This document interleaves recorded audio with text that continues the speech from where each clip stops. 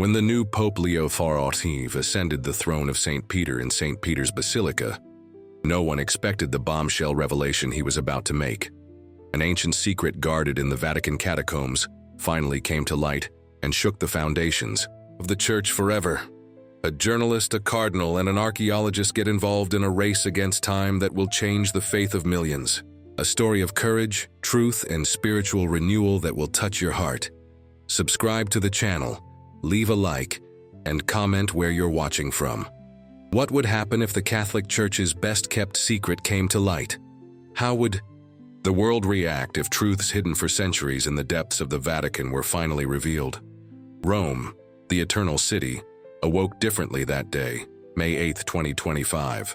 The air seemed denser, charged with expectations and silent premonitions. In St. Peter's Square, thousands of faithful waited with their eyes fixed on the small chimney installed above the Sistine Chapel. The silence was broken only by the rustling of leaves from centuries-old trees and the occasional cooing of pigeons flying over the sacred site. And then it happened.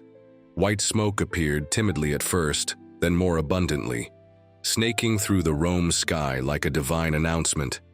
Habemus Papam. The phrase echoed through the loudspeakers, triggering an explosion of emotions in the crowd. Applause, tears, hugs between strangers who at that moment shared the same faith, the same hope. The Cardinal Protodeacon appeared on the main balcony of the basilica, his austere face contrasting with the collective euphoria.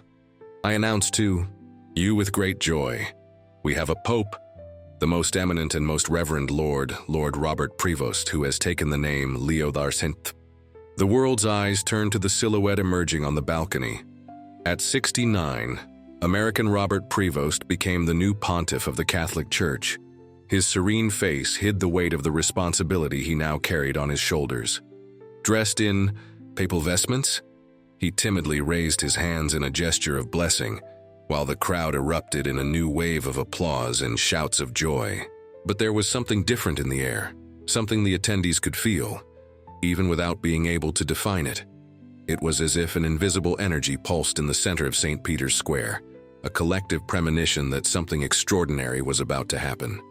What no one knew was that, in the next 24 hours, the world would witness a revelation that would shake the millennia-old structures of the Catholic Church.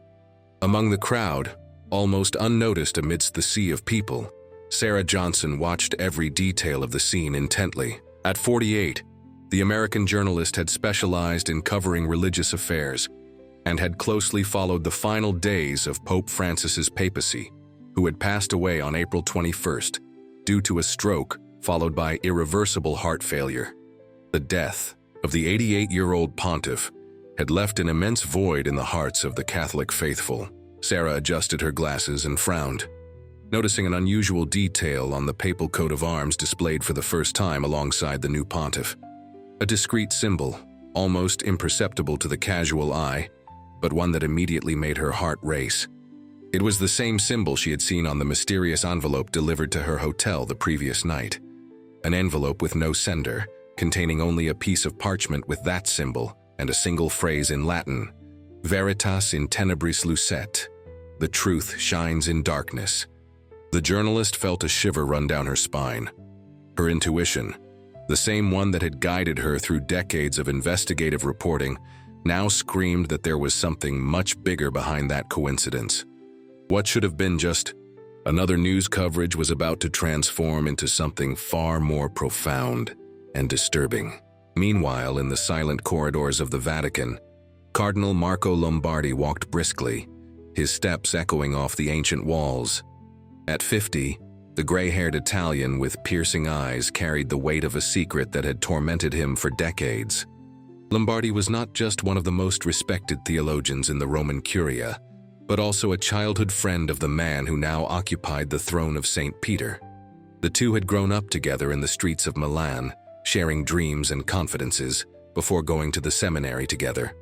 Now, as the bells of Rome rang in celebration, Lombardi felt his stomach churn with anxiety. He knew what Robert intended to do. He knew his old friend had waited for this moment his entire life. He can't do this, he murmured to himself, quickening his steps towards the papal apartments. The church isn't ready. The world isn't ready. At the same moment, many feet below St. Peter's Basilica, in the ancient catacombs that held centuries of Christian history, archaeologist Dr. Emily Davis meticulously worked on the restoration of some recently discovered artifacts.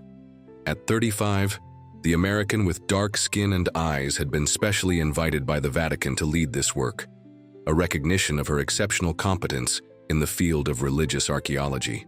Emily carefully moved her brush over an object covered in dust and soil, slowly revealing the contours of a small wooden box.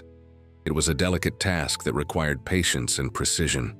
As she cleaned the object, her thoughts wandered to the strange events of the past few days, the peculiar instructions from her superiors, the inexplicable increase in security in the catacombs, the insistence that certain areas remain untouched.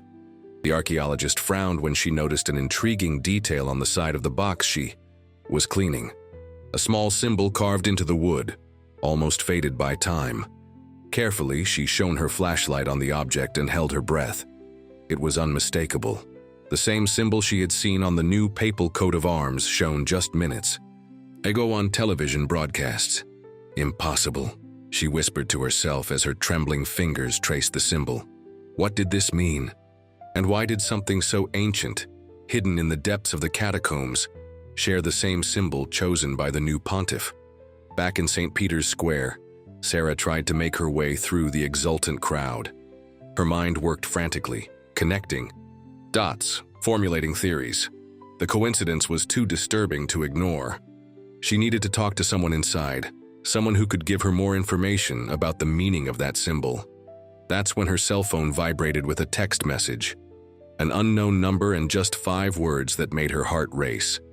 Cafe, Angelus, 12 p.m., come alone.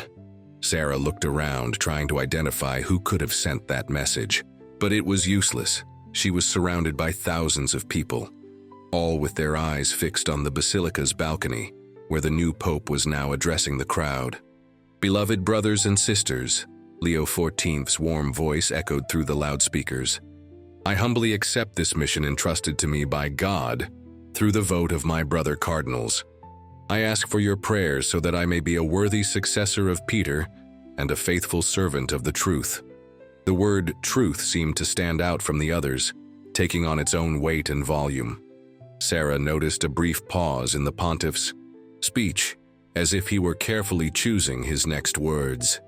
And it is in the name of this truth that I invite everyone to attend a special announcement I will make today at 6 p.m., directly from St. Peter's Basilica. An announcement about something that has waited far too long to come to light. An intrigued murmur spread through the crowd. This was not in the traditional protocol. A newly elected pope would not normally make announcements of this nature on the same day of his election. Sarah immediately pulled out her notepad and began writing frantically, observing the expressions of surprise and confusion on the faces of the cardinals surrounding the new pontiff on the balcony.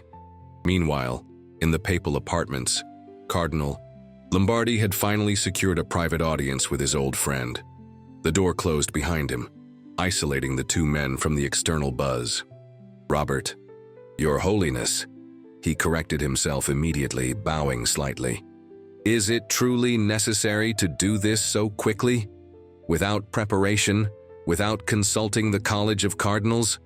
Pope Leo XIV looked at his friend with a serene but determined expression. His hands rested calmly in his lap, contrasting with Lombardi's visible agitation.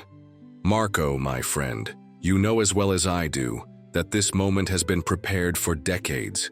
The world needs to know the truth. The Church needs to free itself from this burden.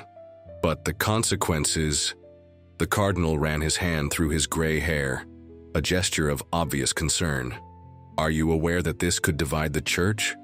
Cause a schism unprecedented since the Reformation. I am aware of all the risks. The pontiff replied serenely, but I am also aware that the truth will set you free, even when it hurts. That is what the gospel teaches us, isn't it? Lombardi felt his resistance vanish before his friend's unwavering conviction. He knew that look since childhood. It was the look of someone who had already made an irrevocable decision. So there's nothing I can say to make you change your mind. A slight smile appeared on the pontiff's lips. You can pray, my friend.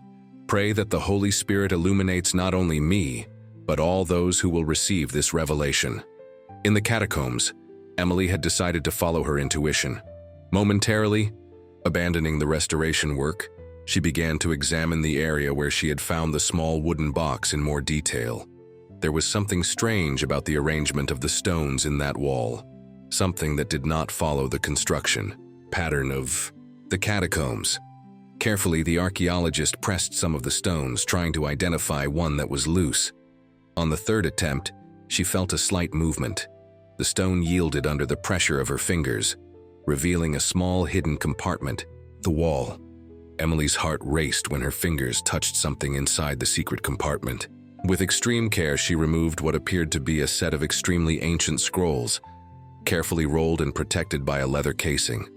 Her training as an archaeologist prevented her from opening them immediately. Contact with the air could damage the material, but even without unrolling the scrolls, she could clearly see the same mysterious symbol stamped on the outside of the casing.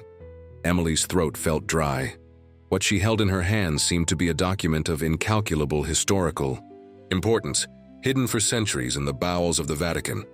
And somehow the new pope had chosen the same symbol for his coat of arms.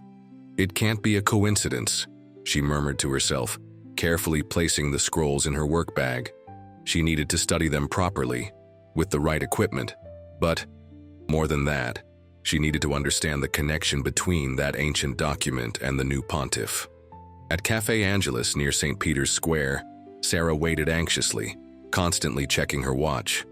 She had arrived 10 minutes before the scheduled time, strategically choosing a table in the back, from where she could observe everyone who entered the establishment. Her journalistic instinct was on high alert. That's when an elderly man, probably in his 70s, entered the cafe, limping slightly. He wore simple clothes, but his posture revealed a characteristic dignity. His eyes scanned the room until they found Sarah. Without hesitation, he headed towards the journalist's table. "Signora Johnson?" he asked in a low voice, with a strong Italian accent. Sarah nodded, indicating the chair in front of her. "And you are?" "My name doesn't matter," the man replied, sitting down with a slight groan of pain. "What matters is what I have to tell you."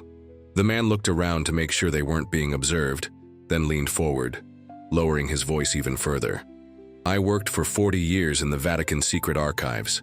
I witnessed things that few eyes have seen, documents that rewrite the history of the church, that contradict what millions believe to be the truth." Sarah felt a shiver run down her spine. She knew that the secret archives, now officially called the Vatican Apostolic Archive, was one of the largest and most inaccessible repositories of knowledge in the world, containing documents dating back over 1,000 years. "Why are you telling me this now?" she asked, keeping her voice professional, despite the excitement she felt. The old man smiled sadly. "Because I recognized the symbol on the new pope's coat of arms. It is the same symbol that marked a specific room on the deepest levels of the archive, a room that very few people were allowed to access, a room that contained documents about an ancient prophecy." Sarah leaned forward, intrigued. "What kind of prophecy?" "A prophecy that foretells the coming of a pope who would reveal the truth hidden for centuries and forever transform the understanding of Christian faith." The man paused, his eyes distant as if reliving memories. "And that's not all. There are rumors that in the last week of Pope Francis's life, he had a private audience with the then Cardinal Prevost that lasted for hours. No one knows what was discussed, but Francis seemed at peace after the meeting." Sarah's mind worked at full speed, connecting the dots. The mysterious symbol, the sudden announcement of an address, the enigmatic reference to truth in the new pope's speech. "Do you think Leo XIV is going to reveal something related to this prophecy? Today, at 6 p.m.? The old man nodded slowly. "I don't just think so. I'm sure, and I believe you were chosen to witness this historic moment." "Chosen? By whom?" The man smiled mysteriously. "By destiny, perhaps. Or by something greater. The envelope you received last night. I know it contained the symbol and the phrase in Latin. It was sent by someone who knows what is about to happen. and trusts your integrity as a journalist. Sarah felt her blood run cold. How could that man know about the envelope? She hadn't told anyone. "Who are you, really?" she insisted, her voice now an urgent whisper. The old man stood up with difficulty. "Just a servant of the truth, Signora. Just like you." He placed a small folded piece of paper on the table. "This is a map of the tunnels that connect the catacombs to the basilica. If something prevents normal access, you'll know how to get to the basilica for the address today." Before Sarah could ask more questions, the man was already walking away, blending into the crowd of tourists, filling the street. With trembling hands, the journalist unfolded the paper, revealing indeed a detailed map of underground tunnels. In the bottom corner, a small handwritten note. The American archaeologist found the ancient scrolls. Find her. Sarah felt a chill. What American archaeologist? How could she find her? And, more importantly, what were these scrolls? Meanwhile, in the corridors of the Vatican, a discreet but intense movement began. Cardinals gathered in small groups, talking in urgent and concerned tones. The new pope's unexpected announcement had caught everyone by surprise, fueling speculation and theories about what was to come. Cardinal Lombardi, after leaving the audience with the pontiff, headed to the room where he knew he would find the most influential members of the Curia. As he entered, conversations immediately ceased, all eyes turning to him. "So?" asked Cardinal Stefano Ricci, a hardline conservative known for his opposition to any kind of reformation. "Is it true? Does he really intend to make this revelation?" Lombardi nodded slowly, feeling the weight of all those expectations. "Yes, His Holiness is determined, and I believe we should trust in his wisdom and discernment." A murmur of disapproval spread through the room. Ricci stepped forward, his face contorted in an expression of indignation. Trust? When he intends to potentially destroy 2,000 years of tradition? You know what this is about, don't you, Lombardi?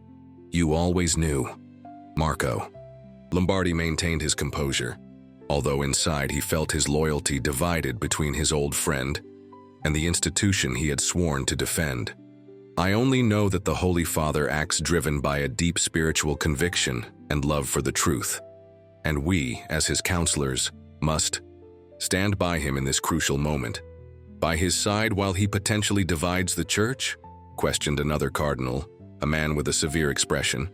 "While he possibly reveals something that will shake the faith of millions of faithful? Or perhaps," Lombardi replied with a calm he didn't truly feel, "something that will strengthen that faith, freeing it from unnecessary burdens." The cardinals exchanged worried glances. The tension in the air was palpable. "If he goes through with this," Ricci finally said, "there will be consequences. We cannot allow centuries of tradition to be simply discarded because of questionable documents." "Questionable documents?" Lombardi's voice took on a firmer tone. "You don't even know what this is about, and you're already questioning them?" "I know enough," Ricci replied dryly. "I know about the scrolls from the catacombs. I know about the prophecy. And I know that some truths are better kept secret."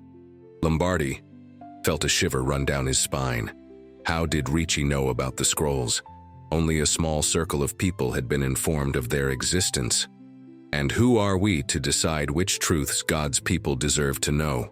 Lombardi countered, his voice now charged with emotion. "We are not guardians of secrets, we are pastors of souls." The discussion was interrupted by a young assistant who entered the room hurriedly. "Eminences, forgive the interruption," he said, visibly agitated, "but there are reports that the scrolls from the catacombs have disappeared." Stunned silence fell over the room. Ricci was the first to react. How is this possible? Who was responsible for security? "The team of archaeologists led by Dr. Davis," the assistant replied, swallowing hard. "But she also cannot be located." Eyes turned back to Lombardi, who felt his stomach sink. The situation was rapidly spiraling out of control. "Find her," Ricci ordered coldly, "and retrieve the scrolls before 6 p.m. Meanwhile, in the Vatican's underground, Emily Davis moved quickly through the tunnels she knew so well after months of work in the catacombs. She knew that her action of removing the scrolls without formal authorization would be considered a serious violation of her duties, but something deep inside told her that those documents were in danger. The archaeologist had witnessed, in recent weeks, strange behaviors among some members of the Vatican administration, whispered conversations that stopped when she approached, suspicious glances, an inexplicable increase in security around specific areas of the catacombs. And now, with the election of the new pope and the mysterious coincidence of the symbol, her instincts screamed that something much bigger was at stake. Emily paused briefly to check her location. The tunnels formed a complex labyrinth under Vatican City, and it was easy to get lost without detailed knowledge of the area. Fortunately, her months of work had given her a relatively accurate mental map. Her goal was to reach a small makeshift laboratory she had set up in a side room, rarely visited by other team members. There, she would have the necessary equipment to examine the scrolls properly without damaging them. However, upon turning a corner, Emily heard voices and footsteps approaching. Instinctively, she retreated and hid in a small side alcove, holding her breath as two men passed by talking in urgent tones. Direct orders from Cardinal Ricci, one of them was saying. Find the American woman and the scrolls. If necessary, use force, but be discreet. And what if she has already examined them? The other asked. If she has already discovered what they contain. Then, the first replied coldly, we will have an even bigger problem. The men continued on, their footsteps echoing through the tunnels. Emily felt a chill of fear. She was being hunted, and apparently the contents of the scrolls were even more explosive than she had imagined. Changing plans, the archaeologist decided she couldn't risk going to the laboratory. She needed to find a safe place to hide and examine the documents. And more than that, she needed to find a way to communicate with someone trustworthy outside. That's when she remembered an American journalist who had interviewed the archaeology team weeks earlier, Sarah Johnson. The reporter had given her a card with her contact information in case Emily wanted to share any interesting discoveries. Carefully, the archaeologist took her cell phone from her pocket. The reception was weak in the depths of the catacombs, but still present. Quickly, she typed a message. Urgent discovery, need help. I'm in the catacombs, south entrance. Symbol on the new pope's coat of arms. On the ancient scrolls, being pursued. She pressed send and prayed the message reached the journalist. Sarah was leaving Cafe Angelus when her phone vibrated with a new message. Reading the text, she felt a surge of adrenaline. It was confirmation that everything was connected. The symbol, the scrolls, the new pope. Without wasting time, the journalist quickly headed for the south entrance of the catacombs, following the map the mysterious old man had given her. Her mind worked frantically, trying to anticipate what she would find. What revelation could be so important as to mobilize a hunt within the Vatican itself? Meanwhile, in the small radio studio set up in the back of St. Peter's Basilica, an elderly white-haired man, the same one who had met Sarah at the cafe, carefully prepared broadcasting equipment. His hands, though wrinkled by time, moved with precision and confidence. Beside him, a young assistant watched with curiosity. Professor Mariani, the young man asked, do you really believe the new pope is going to reveal the contents of the scrolls? The old professor smiled serenely. I don't just believe it, my young friend. I know he will. I've known Robert Prevost since he was a young seminarian, thirsty for knowledge and truth.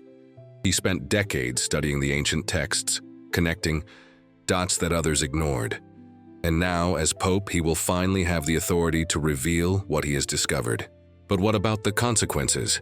The resistance from the conservative wing? Professor Mariani shrugged. Truth always faces resistance, my dear.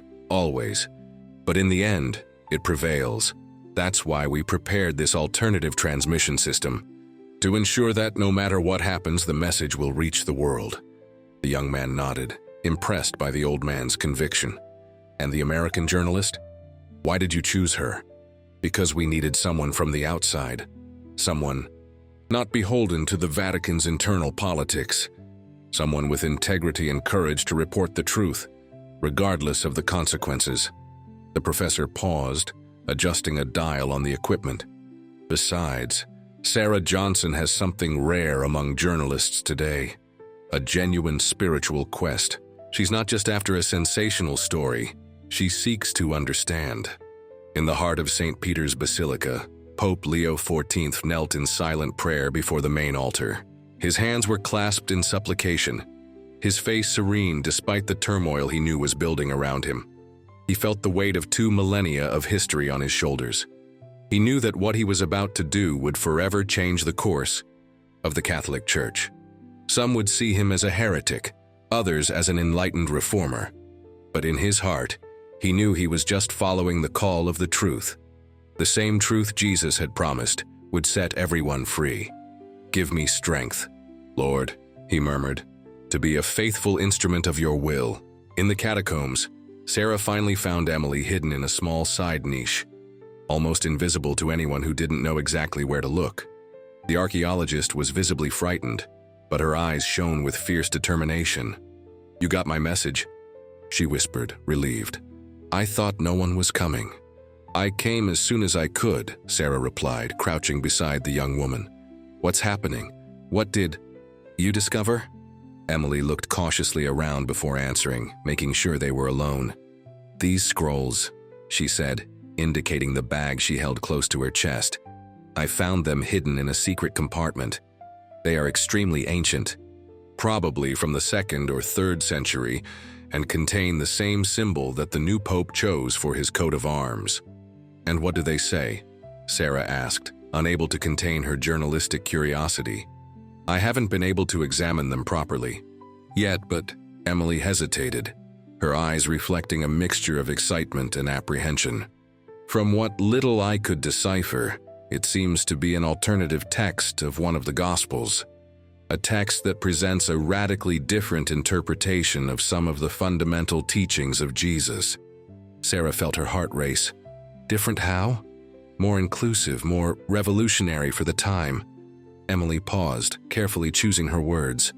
"And there's a prophecy about a pope who would come centuries later to reveal this hidden truth and transform the understanding of Christian faith." "Leo XIV, Sarah murmured, the pieces of the puzzle fitting together in her mind. Emily nodded. "And the most surprising thing is that part of this text seems to contain words of Jesus himself that do not appear in any of the canonical Gospels. Words that, if authentic, could redefine fundamental aspects of Catholic doctrine." The sound of approaching footsteps interrupted their conversation. The 2 women exchanged alarmed glances. "We need to get out of here," Sarah whispered. "The Pope is making an address at 6 p.m. I have reason to believe he will reveal the contents of these scrolls. Judy, but how will we get out without being seen? There are men looking for me in the documents." Sarah smiled, taking the map from her pocket. "I have an alternative route, one that will take us directly to St. Peter's Basilica." Meanwhile, in the corridors of Vatican power, tension was mounting. Cardinal Ricci had convened an emergency meeting with a select group of conservative cardinals, all deeply concerned about the new pope's imminent announcement. "We cannot allow this to happen," Ricci declared, his face red with indignation. "If these apocryphal texts are presented as a new interpretation of faith, it will be chaos. Millions of faithful will be confused, disoriented. The Church's authority will be questioned." "And what do you propose?" asked one of the cardinals present, an elderly man with a grave expression. Ricci hesitated for only a second before answering. "A technical issue. Nothing that causes physical harm, obviously. Just something that prevents the transmission of the address. A localized blackout, perhaps." The other cardinals exchanged apprehensive glances. What was being proposed bordered on direct insubordination to the Holy Father. "That would be extreme," another cardinal commented thoughtfully. "The circumstances are extreme," Ricci countered. "We are protecting the Church, protecting the faith of millions. Sometimes difficult decisions must be made for the greater good." After a moment of tense silence, the cardinals began to nod slowly. The decision was made. They would prevent, at all costs, Pope Leo XIV's address from being broadcast to the world. In the makeshift laboratory in the catacombs, Sarah and Emily worked quickly to document the contents of the scrolls. Using the journalist's cell phone, they photographed each page with the utmost care. "We need to ensure these images reach the press in case something happens to us," Sarah explained, checking the quality of the photos. "The truth needs to be known, regardless of the consequences." Emily watched with a mixture of admiration and apprehension. "Do you really believe the Pope intends to reveal all of this today?" Sarah paused, reflecting. "I do, and I don't think it's a coincidence that you found these scrolls precisely now, on the eve of this announcement. There's a bigger picture here, something that goes beyond our immediate understanding." Having finished the documentation work, the two women prepared to follow the path indicated on the map towards the basilica. Time was running out. Less than 2 hours remained before the papal address. "I'm sending the images to my email and to some trusted colleagues," Sarah explained as they walked quickly through the tunnels. "That way, even if we are intercepted, the information will be safe." Emily nodded, clutching the bag containing the precious scrolls to her chest. "You know what's most surprising about all this? It's that these texts, if authentic, do not contradict the essential teachings of Jesus about love and compassion. In fact, they expand these teachings, making them even more inclusive and universal. Perhaps that's exactly why Pope Leo chose this moment to reveal them," Sarah replied thoughtfully. "A divided, polarized world desperately needs a message of unity and acceptance." As they approached the basilica, they began to hear a growing murmur. Hundreds of people were already gathered inside the temple, anxious for the announced address. Vatican staff hurried back and forth, setting up transmission equipment, adjusting lights and microphones. Using press credentials, Sarah managed to secure access for herself and Emily, presenting the archaeologist as her assistant. Strategically, they positioned themselves in a discreet location, but with good visibility of the main altar, where the Pope would make his address. "Look," Emily whispered, pointing discreetly to a group of cardinals talking animatedly in a corner of the basilica. "That's Cardinal Ricci. He was leading the search for the scrolls." Sarah observed the man with a severe expression and authoritative posture, and that one next to him must be Cardinal Lombardi, the Pope's childhood friend. But the two women noticed the evident tension between the two men. Lombardi seemed to be trying to argue something, while Ricci maintained an expression of inflexible determination. Suddenly, as if sensing they were being watched, the two cardinals looked in the direction of the women. Ricci's face twisted into an expression of recognition and alarm. "He saw me," Emily whispered, feeling a shiver of fear. "And he recognized the bag with the scrolls." "Stay calm," Sarah replied, discreetly positioning herself between the archaeologist and the cardinals. "Gaze, we are in public with hundreds of witnesses. He can't do anything now." At that moment, the lights of the basilica began to flicker, before going out completely, plunging the place into near-total darkness. A murmur of confusion and alarm spread through the crowd. "The blackout," Sarah murmured. "They're trying to prevent the address." Seconds later, emergency lights came on, partially illuminating the environment with a soft orange glow. A Vatican official approached the central microphone. "Ladies and gentlemen, we apologize for the inconvenience. We are experiencing temporary technical difficulties. Please remain calm while our technicians work to resolve the situation." Sarah and Emily exchanged meaningful glances. This was no coincidence. It was a deliberate attempt to silence the Pope. However, to everyone's surprise, the serene figure of Pope Leo XIV emerged from the back of the basilica, walking slowly towards the main altar. Even in the dimness of the emergency lights, his presence emanated a quiet authority. A reverent silence fell over the environment as the pontiff took his place before the altar. Without a microphone, but with a clear and firm voice that echoed through the basilica's walls, he began to speak. "My beloved brothers and sisters, not even darkness will prevent the light of truth from shining today." Spontaneous applause erupted from the crowd, quickly followed by attentive silence. 2,000 years ago, the Pope continued, our Lord Jesus Christ walked among us, teaching us the way of love, compassion, and truth. His words were recorded by his followers, transmitted from generation to generation, eventually compiled into the texts we know today as the Gospels. The pontiff paused, his eyes scanning the attentive crowd, but not all of his words were preserved in these texts. Some were deliberately hidden, considered too revolutionary for the time, too challenging for the established power structures. A murmur of astonishment swept through the basilica. Never before had a pope made such a direct statement questioning the completeness of the canonical Gospels. Today, Leo XIV continued, I have the solemn responsibility to share with you, and with the world, words of our Lord that have remained hidden for nearly 2 millennia, words that were recently rediscovered in the catacombs beneath this very basilica. At that moment, Cardinal Lombardi stepped forward, carrying a small ornate wooden box. With a reverent gesture, he handed it to the Pope, who opened it carefully, revealing a set of scrolls remarkably similar to those Emily carried in her bag. Sarah looked at the archaeologist with an intrigued expression. Emily, equally surprised, discreetly opened her bag, confirming that the original scrolls were still there. A copy, the archaeologist whispered. They had a backup copy. The Pope carefully lifted one of the scrolls, now illuminated by a side, light that seemed to have been strategically positioned for this moment. These are words of Jesus Christ, preserved by his closest followers, but excluded from the official canon for political and social reasons of the time. Words that expand and deepen his teaching on inclusion, acceptance, and universal love.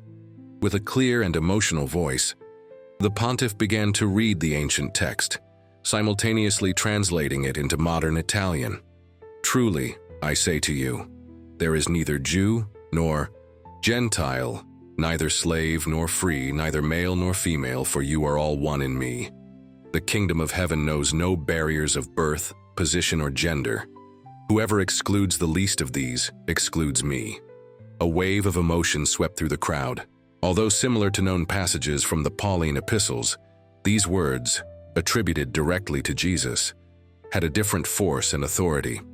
The Pope continued reading, revealing passages that spoke about the spiritual equality of all human beings, about the inclusive nature of divine love, and about how rigid religious structures could become obstacles rather than bridges to the authentic experience of God. Sarah felt tears well up in her eyes. As a journalist, she had covered countless historical events, but nothing compared to this moment. She was witnessing a spiritual revolution in progress, a revolution beginning at the heart of the Catholic Church itself.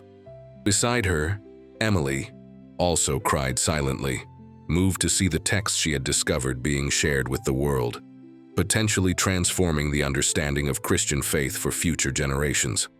These texts, the Pope concluded, do not contradict our faith.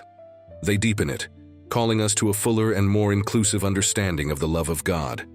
It is time for the Church to fully embrace the radical message of inclusion and acceptance that our Lord preached. A deep silence followed his words, as if each person present was absorbing the impact of that revelation.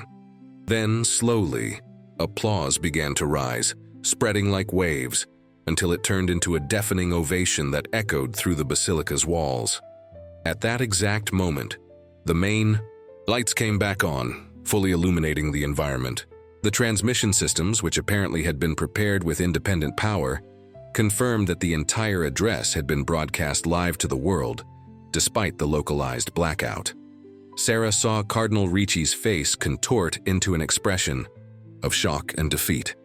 His plan to silence the Pope had completely failed. At the same time, Cardinal Lombardi wore a serene smile, like someone finally freed from a great burden. In the hours that followed, the entire world buzzed with the news. Social media, television channels, radio stations, all were reporting on the Vatican's bombshell revelation. Religious experts were hastily called in to comment on the theological and historical implications of the new text. Faithful of different Christian denominations expressed reactions ranging from absolute shock to relief and celebration. In St. Peter's Square, a spontaneous crowd began to gather, people from different backgrounds and beliefs united by a shared feeling of hope and spiritual renewal. Sarah, fulfilling her role as a journalist, worked frantically to document every aspect of that historic moment. Thanks to her privileged position and prior knowledge of the scrolls, she was able to offer a richer and more in-depth context than any other reporter present. Emily, in turn, had been officially recognized by the Vatican as the discoverer of the original scrolls, receiving authorization to lead the scientific work of authenticating and preserving the ancient texts. As night fell, when St. Peter's Square glowed under the light of candles spontaneously lit by those present, Sarah met again with the mysterious Professor Mariani, the old man who had guided her to that extraordinary moment. "You knew all along," she said, not as an accusation, but as a realization. "You knew what would happen today." The old professor smiled serenely. "Let's say I had faith. Faith that truth, no matter how long it remains hidden, always finds its way to the light. And now, what happens to the church? To the millions of faithful around the world?" Mariani looked at the illuminated basilica, his expression calm and confident. "Now, my dear, the real work begins. The work of building a church more faithful to the original message of its founder. A church that embraces instead of excludes, that unites instead of divides. A church for all." Sarah felt a shiver run down her spine, not of fear, but of reverence before the historical moment she was experiencing. As a journalist, she had dreamed of covering great events, moments that would change the course of history.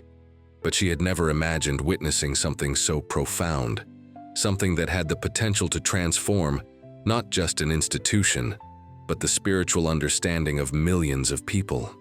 As the night deepened and the first stars appeared in the Rome sky, Sarah understood that she was living not only the greatest moment of her journalistic career, but also a turning point in her own journey of faith. The doubts that had tormented her for years now seemed to find not definitive answers, but a broader and more welcoming path for exploration and growth. On the main balcony of the basilica, Pope Leo XIV reappeared, silently observing the crowd spontaneously gathered in the square. His face reflected peace and determination, the expression of a man who knew he had begun a difficult but necessary journey. The revelation that changed the Vatican was just the first step. The world was about to witness the birth of a new era for Christian faith, an era of inclusion, acceptance, and universal love, more faithful than ever to the original message of its founder. And as the lights of Rome shone against the night sky, an ancient prophecy finally came true, bringing renewed hope to a world thirsty for unity and understanding.